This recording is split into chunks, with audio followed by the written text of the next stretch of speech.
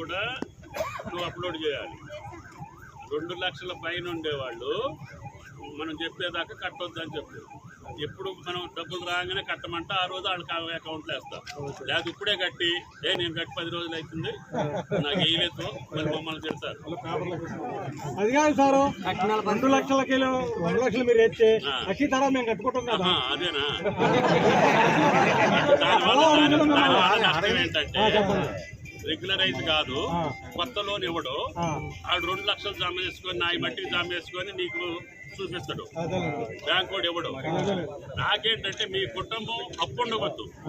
నీకు 3 లక్షలు వద్దనుకో, నేను 2 లక్షలు వేసే రోజు నీకు చెప్తా, ఆ లక్ష కట్టు. 3 లక్షలు కాదు 3.5 లక్షలు తీసుకో తెల్లారి. నువ్వు ఎంత కడితే అంత ఈ మధ్య చెబుతున్నాను. అర్థమైందా?